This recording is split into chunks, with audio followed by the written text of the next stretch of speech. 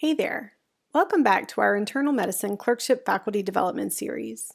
This video addresses a particular challenge for many faculty: writing effective narrative evaluations. So what are narrative evaluations and why do they matter? Faculty and residents know narrative evaluations as the comments that they write at the end of the student evaluation on OASIS. And a lot of faculty think that the narrative needs to include an overall gestalt of the student or to paint a pretty picture of the student's performance. But given that many attendings currently work with students for 2 weeks or even less, approaching narrative evaluations in this way becomes a daunting, frustrating, and generally impossible task. I don't think it was always like this. When faculty and students worked together for a month at a time, it was probably much easier to give an overview of student performance in the narrative evaluation. But that's no longer the case. And what this has led to is that narrative evaluations now vary widely in quality and in clarity. And this has led to inaccurate assessment of students and lots of frustrations for faculty. In this video, we'll take a close look at what current narrative evaluations look like and examine 3 major issues that currently limit their utility. Then we'll contrast these issues with a new framework for writing narrative evaluations that will meet the needs of the students in the current clinical learning environment and be a more achievable task for you, even when you work with a student for a short time. The first issue that we encounter is regarding the content of narrative evaluations. Faculty and residents are usually the most knowledgeable resource about a student's competence and clinical skills, yet narrative evaluations may omit skills and behavior altogether and instead focus on teamwork, attitudes, and professionalism. From an assessment standpoint, it's like painting a picture but leaving the most important part out. Take a look at these narrative evaluations below for a student that was really struggling on the clerkship and did not demonstrate competence in core domains by the end. Can you tell from these descriptions that they were failing?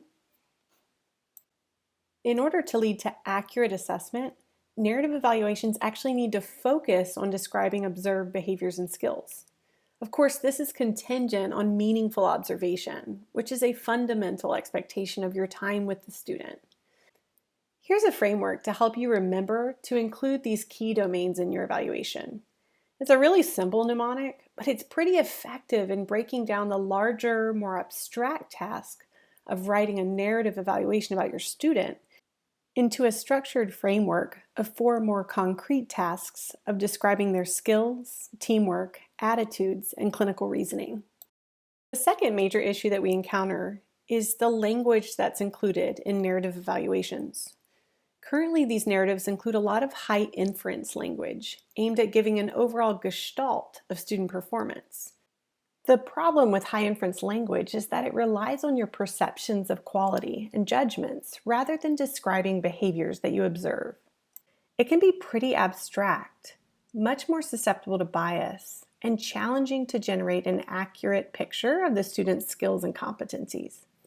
Here are some examples of high inference language that we commonly encounter in narrative evaluations.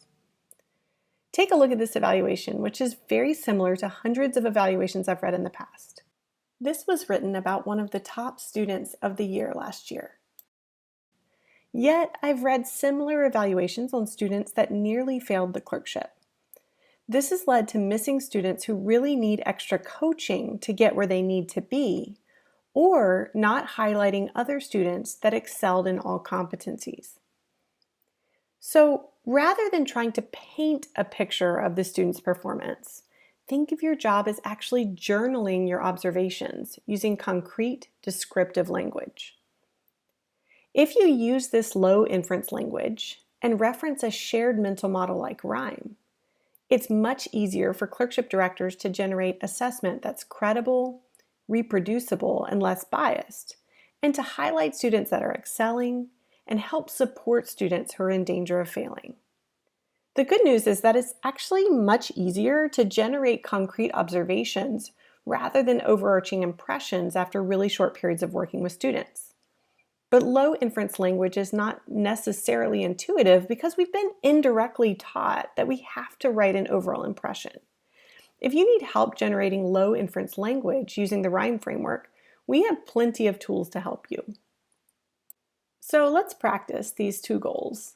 Let's try using the STAR mnemonic and low inference language to write narrative evaluations for two students, Robert and Chris. Let's say that during the 10 days you worked with Robert, he was learning how to develop early reporter skills, specifically gathering an organized history and delivering an oral presentation that's organized and filtered. His differential diagnoses were often very narrow, or he omitted it altogether. Your narrative evaluation can totally convey that information without sounding judgmental by just describing what he was doing and using some descriptive language that you can find in our oral presentation feedback tool and our evaluation tip sheet.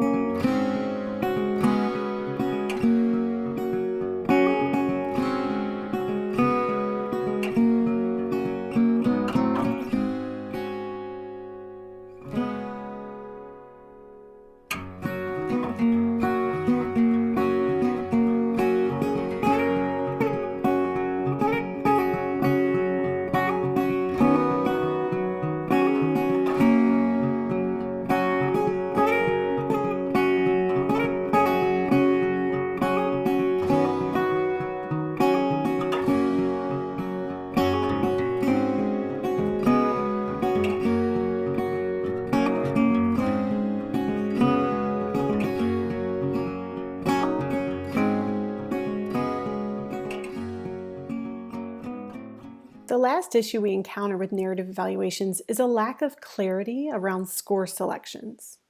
In many cases, when skill selections on the OASIS evaluation are below or above average, the comments do not fully explain the selections.